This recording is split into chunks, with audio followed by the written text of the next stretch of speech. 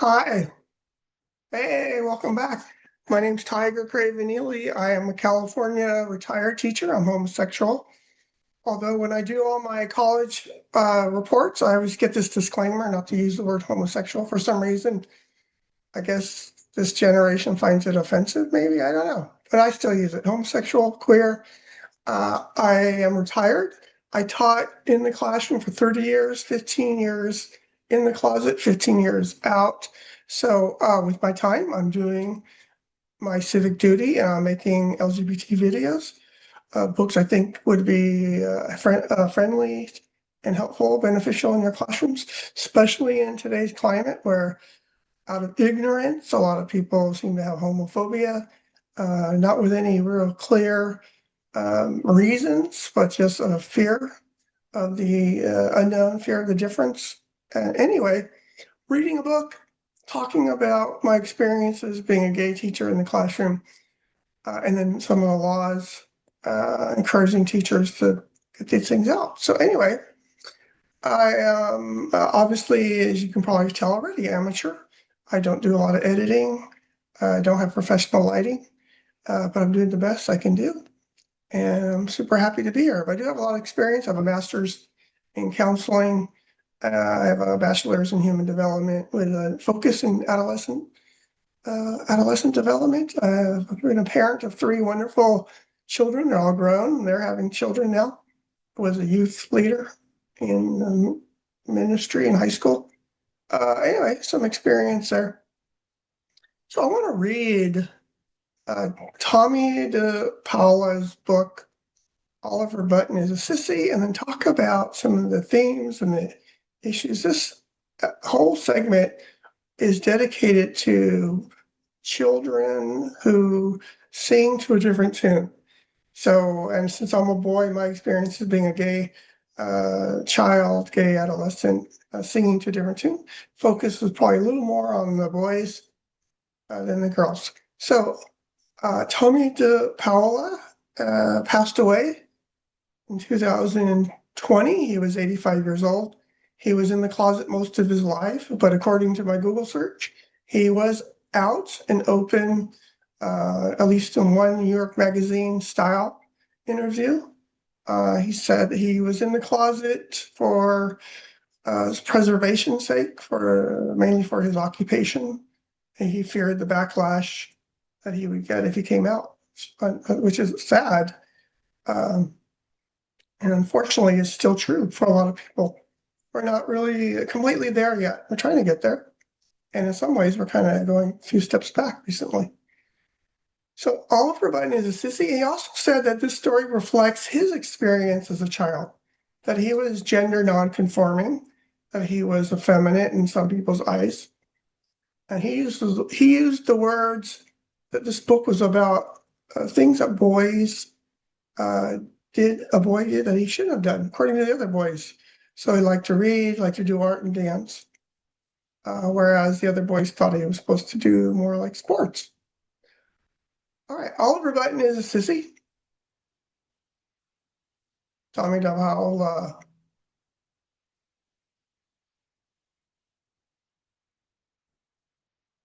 Oliver Button was called a sissy. He didn't like to do the things that boys are supposed to do. He liked to walk in the woods and play jump rope.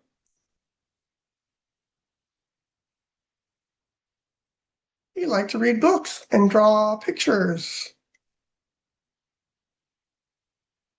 He even liked to play with paper dolls.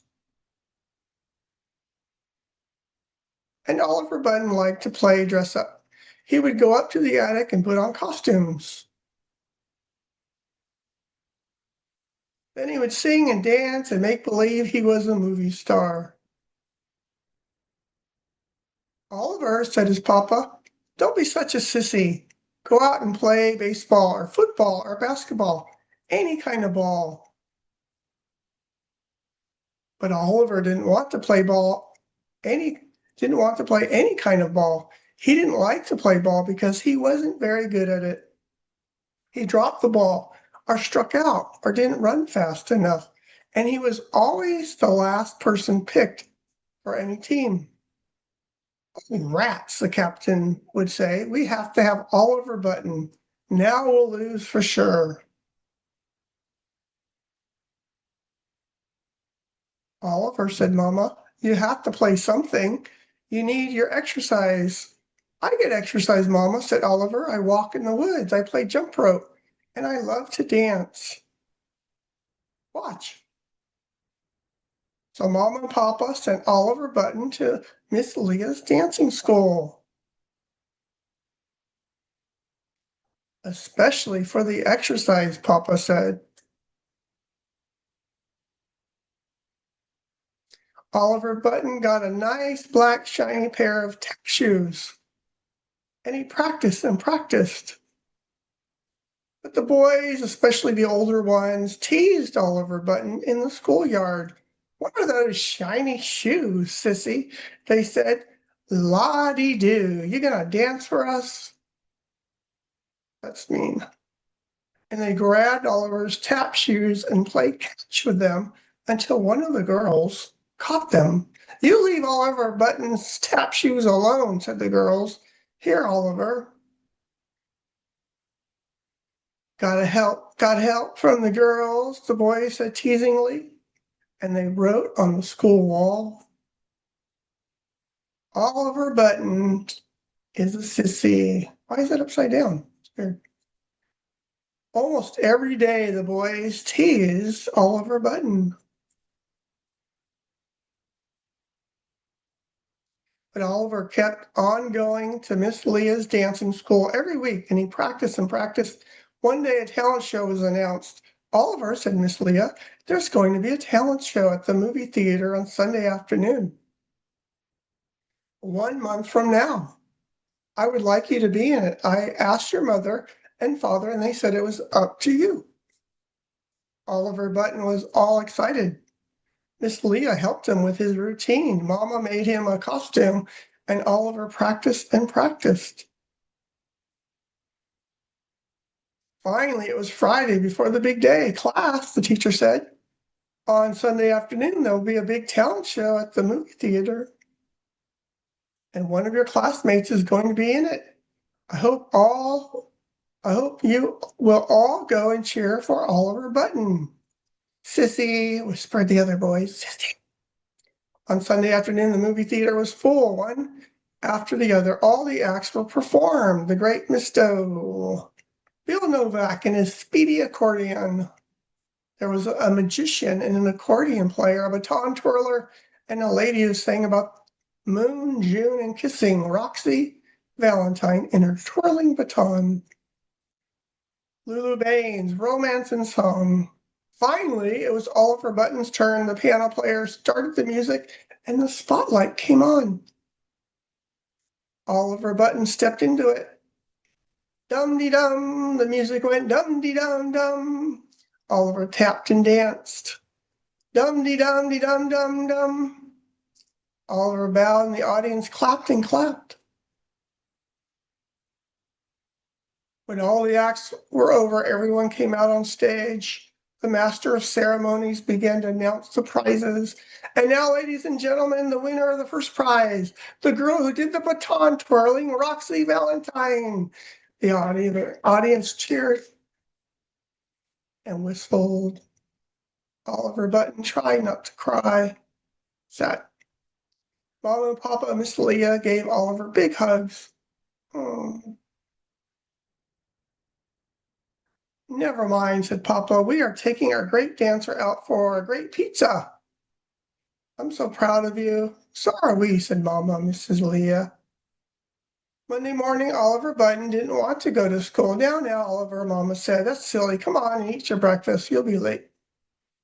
So Oliver went to school. When the school bell rang, Oliver Button was the last to go in. Then he noticed the school wall.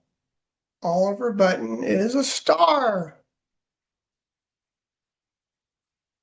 Yay, Tommie De Paola. Okay, just want to talk about some things. I'm going to go back. and used the book about boys who and students who sing to a different tune. Button is a sissy. There's expectations. Look, and there he is. Just I can relate to this. Just want to share some personal experiences. I played football grades 5 through 12 for 8 years. I actually enjoyed it, but there were some years, I think my junior year in high school, where finally there was a boy cheerleader who broke the mold, first boy cheerleader ever at the high school. And I was jealous. I was thinking in the back of my mind, I was like, wow, I think I would rather be a cheerleader. But there was no way in my reality, my mindset, I had been conditioned to think guys are not cheerleaders. And I was just petrified of what my friends would think if I went out for cheerleading. I actually covertly had taken a ballet class in high school, disregarding what anyone thought. I thought, I just want to, I enjoy dance and uh,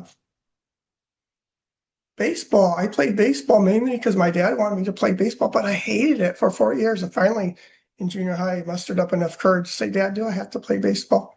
But it was miserable. And somewhere it says he didn't want to do these things because he wasn't good at that. I think kids too, you want to do things that they're good at. And if you're not good at sports,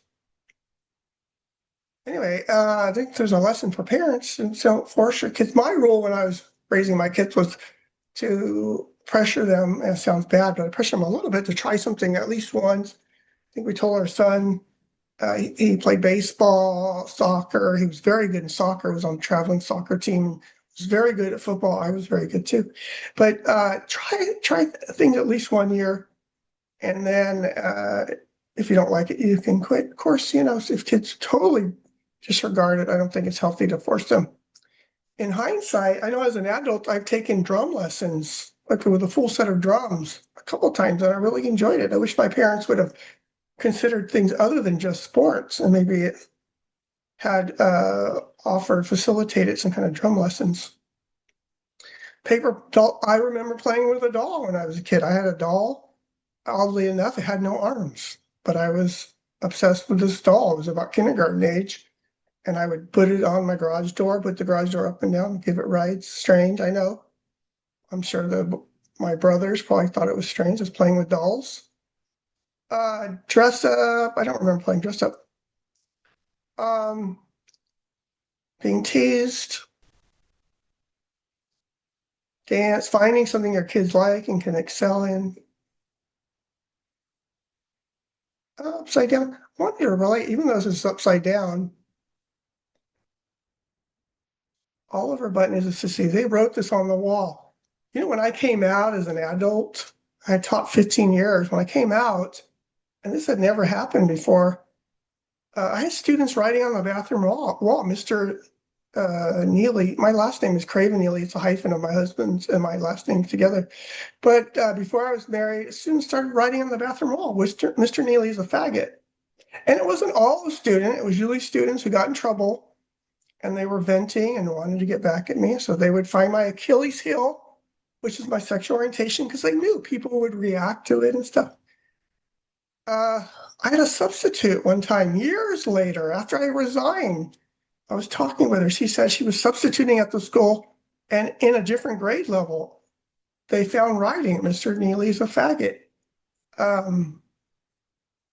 Those words can be very hurtful. And it's up to the school district, by the way, to educate the children on ways to treat diverse others. It says that in the history social studies framework. It's the teacher's job to facilitate discussions and teach how to treat diverse others. So if you see those kind of words in a textbook, it's time to have a discussion with your students. Time to model appropriate behavior. Anyway, those were just some of the things I wanted to touch on. I had a nephew, I think I've said this story a million times before, hyperbole. He was in third grade and my kids went to the same school and he was practicing baton. He was a third grade boy. And then I thought, oh, he'll probably grow up and he's either I don't think in third grade, but maybe he'll either then or later will identify as LGBT, and he did. He's married to a man today.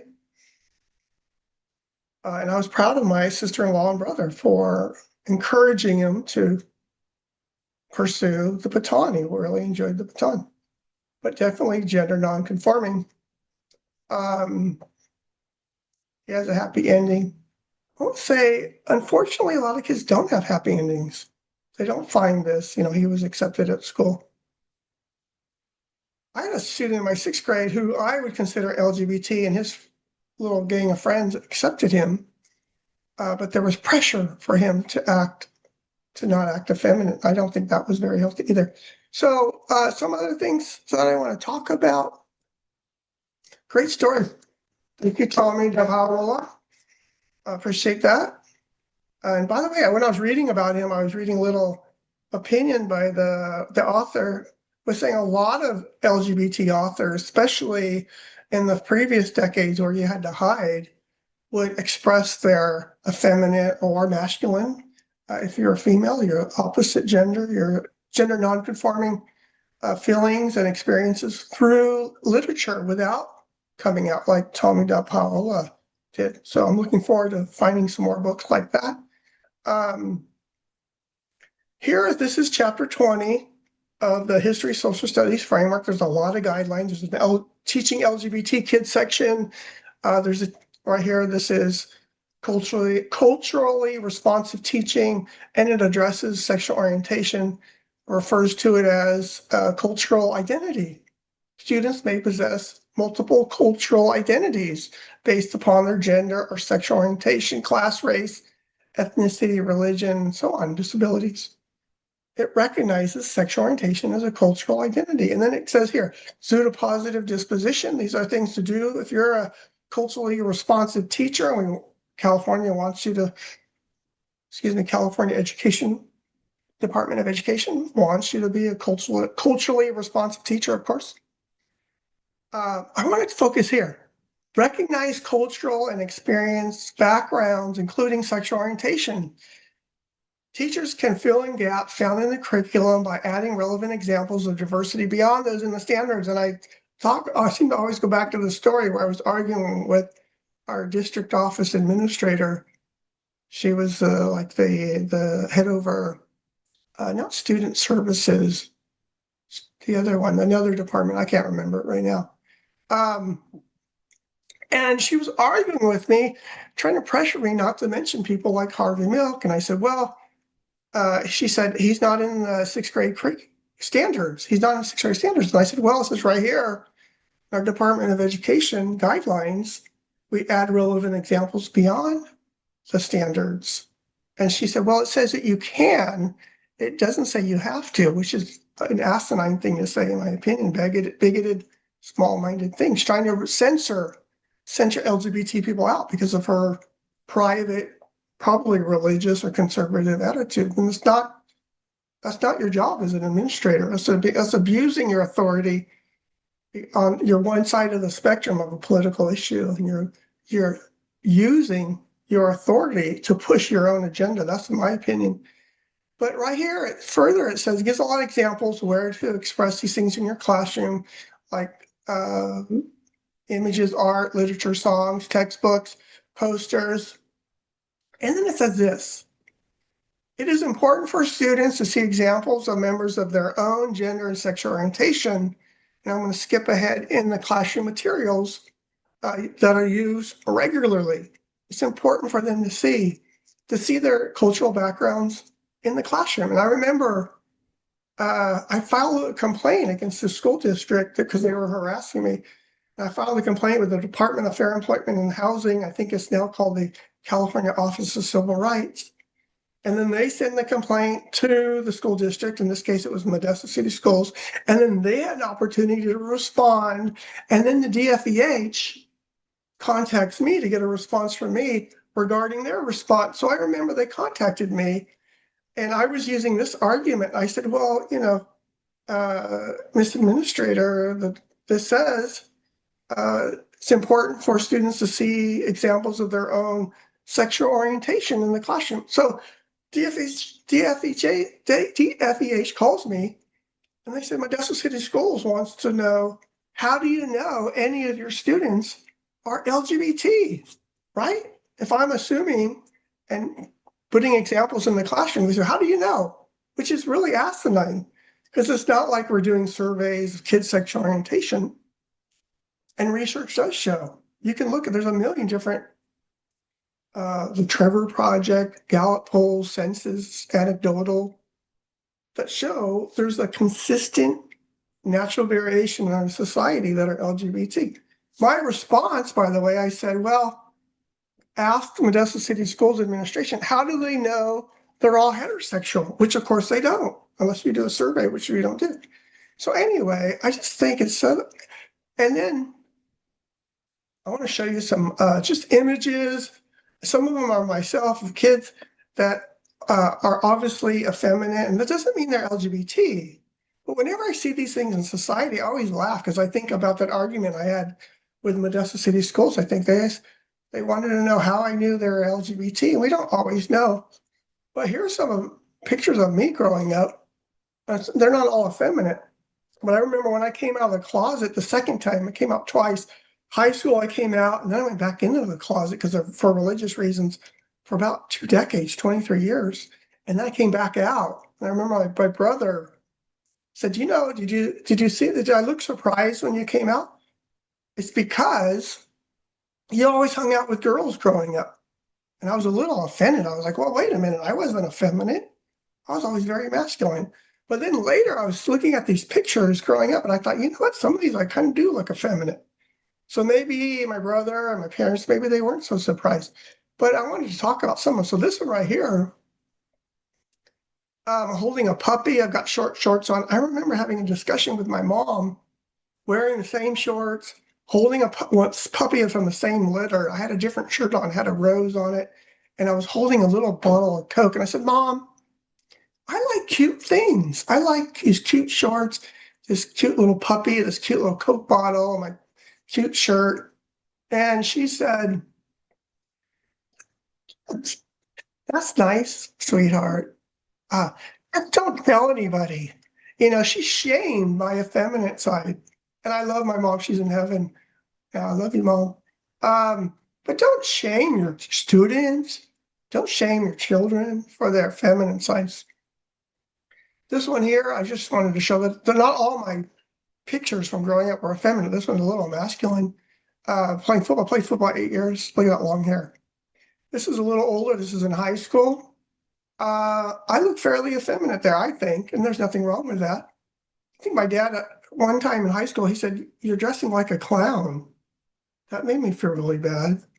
I was trying to be new wave, David Bowie, the Culture Club, you know. This one, in college, went out to dinner with my mom and dad. I never thought I was posing effeminate, but later I looked at this, I thought I look a little bit effeminate. Nothing's wrong with that. Right there. And then here, my husband, actually, this one, you can see it very well. A couple of days ago, it was on my bulletin board. He said, hey, I wanted to ask you about this. He was teasing me because he's saying it a little bit on the feminine side, which nothing's wrong with that. But it's interesting, you know. What is my point? I don't know. It's okay to be effeminate. It's okay to be yourself. It's okay to be, if you're gay and you're on the masculine side, it's okay to just be yourself. Be yourself and don't shame the people around you. I want to move on because I want to talk about some other similar topics. Saw this on Facebook. I don't know if I have the right to show this, but it was all these sports and they're supposed to be doing aggressive, chopping to the neck. And one of the boys down here looks like he's doing a Madonna pose. You know what? Be yourself, and that's fine. And I'm not saying that means he's LGBT. It doesn't mean he's not. Play this. I don't know about the audio. I don't know if I was going to play. This is Pete Buttigieg talking to 9-year-olds. Question comes from Zachary, age 9. And this is a really touching question. He says, thank you for being so brave. Would you help me tell the world I'm gay too? I want to be brave like you. Wow.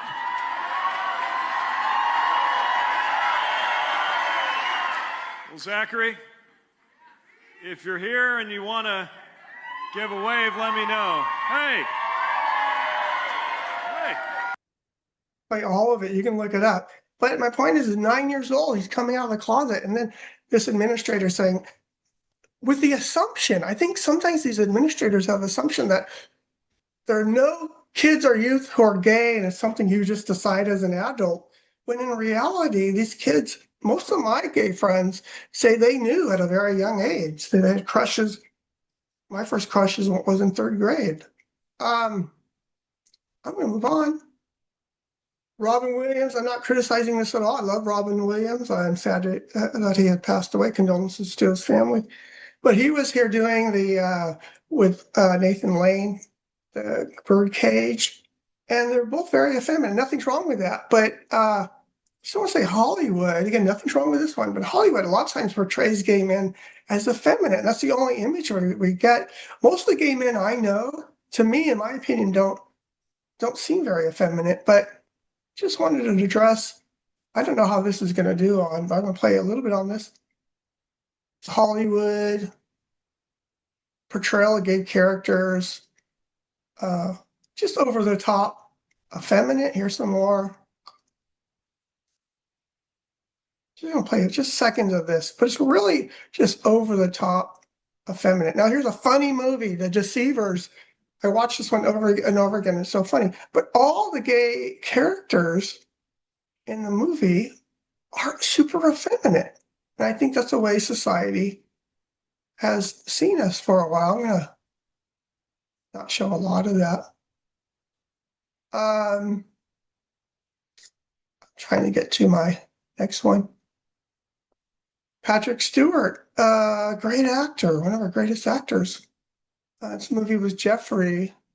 Again, he played a gay character, and nothing was wrong with it, but it's like this over-the-top effeminate, and it's just the way Hollywood sees. And then here's a video. I don't know how it's going to play on this one. Sometimes they don't play very well on Zoom, but I'll play a little bit of it.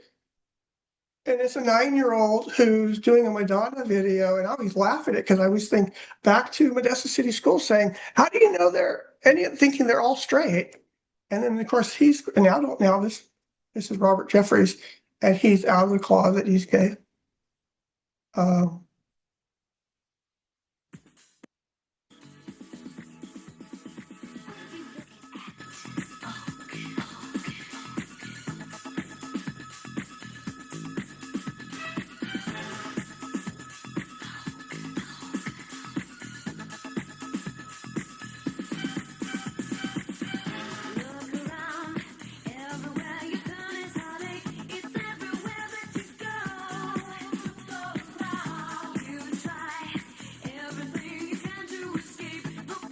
So, yeah, it's just so we should celebrate.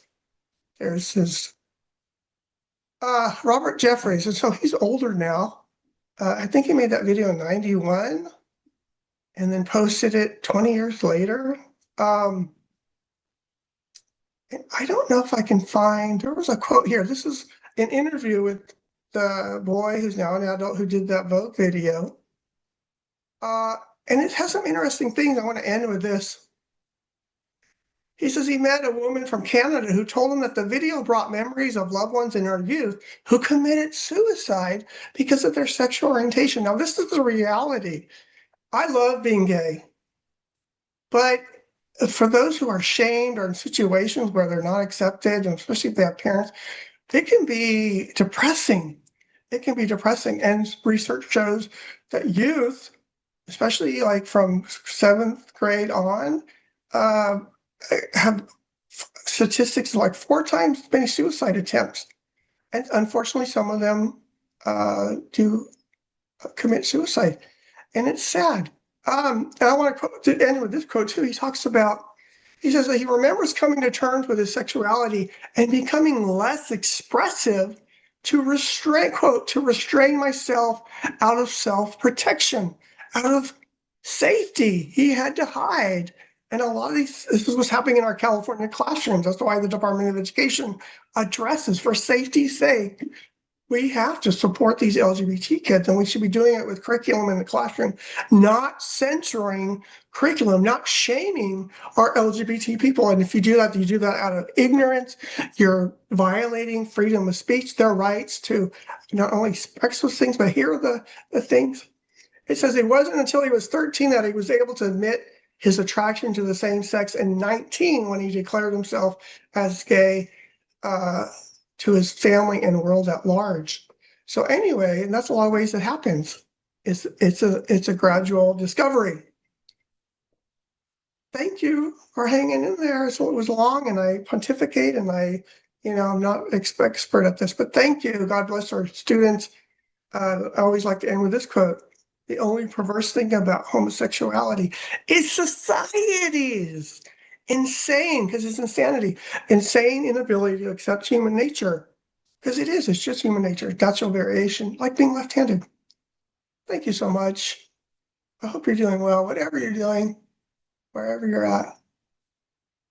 All right. Bless. Bye.